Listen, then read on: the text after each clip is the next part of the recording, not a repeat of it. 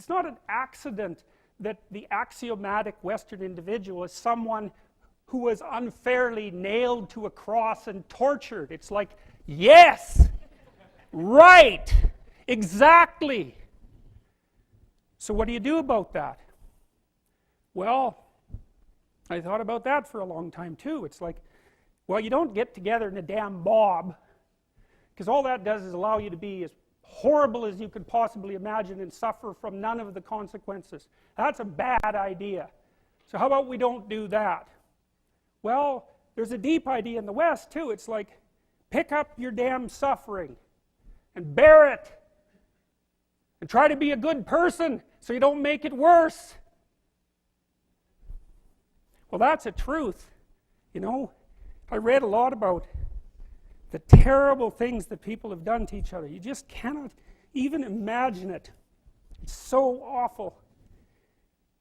So you don't want to be someone like that.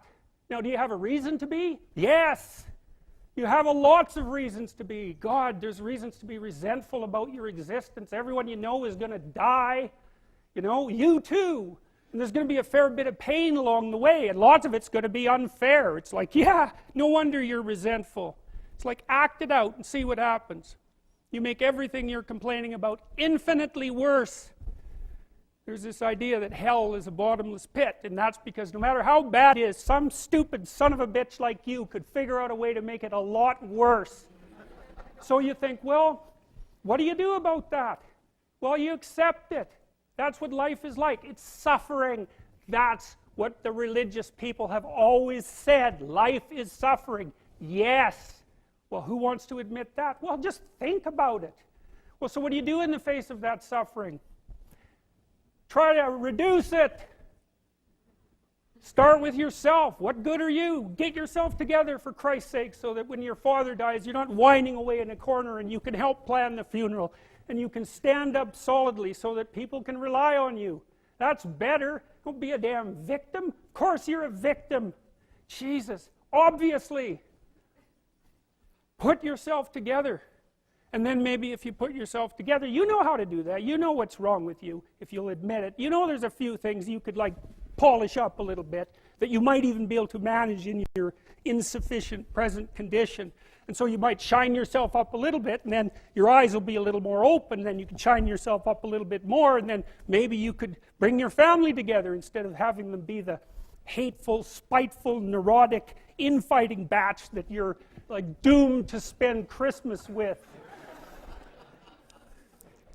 So then you fix yourself up a little bit, kind of humbly, because, you know, God, you're a fixer-upper if there ever was one. And then you got to figure out, well, can you figure out how to make peace with your idiot brother? And probably not, because he's just as dumb as you, so how the hell are you going to manage that? And so then maybe you get somewhere that way, and your family's sort of functioning, and you find out, well, that kind of relieved a little bit of suffering, although it reduced the opportunities for spiteful revenge, and that's kind of a pain in the neck. And so then you get your family together a little bit, and you're a little clued in then, at least a bit, because you've done something difficult that's actually difficult. You're a little wiser, and so then maybe you could put a tentative finger out beyond the family and try to change some little thing without wrecking it. It's like, our society is complex, and we teach our students that they could just fix it. It's like, go fix a military helicopter and see how far you get with that. It's like, what are you going to do? You're like a chimp with a wrench. Whack! Oh, look, it's better. It's like, no, it's not better. Things are complicated, and to fix things is really hard, and you have to be like a golden tool to fix things, and you're not. So, and that's the other message of the West.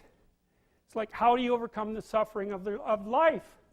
And I'm not saying it's only the message of the West.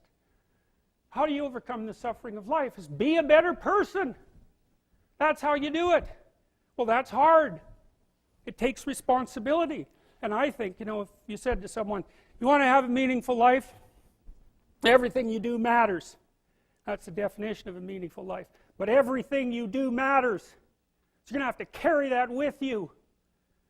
Or do you want to just forget about the whole meaning thing, and then you don't have any responsibility, because who the hell cares? And you can wander through life doing whatever you want, gratifying impulsive desires for how useful that's going to be. And You're stuck in meaninglessness, but you don't have any responsibility. Which one do you want? Well, ask yourself, which one are you pursuing?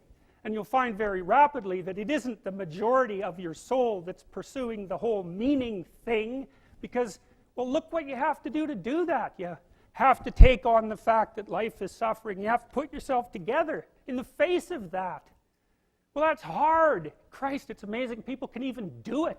I'm stunned every day when I go outside and it isn't a riot with everything burning. Because really, God, you talk to people, it's like, I knew this guy, he'd been in a motorcycle accident and it really ruined him, and he was like a linesman, you know, working on the power, and he was working with someone who had Parkinson's disease, and they had complementary inadequacies, and so two of them could do the job of one person, and so they're out there fixing power lines in the freezing cold, despite the fact that one was 3/4 wrecked with a motorcycle accident and the other one had Parkinson's. It's like, that's how our civilization works. It's like, there's all these ruined people out there, they've got problems like you can't believe. Off they go to work and do things they don't even like, and look, the lights are on. My God, it's unbelievable. It's a miracle. It's a miracle. And we're so ungrateful. College students, the postmodern types, they're so ungrateful.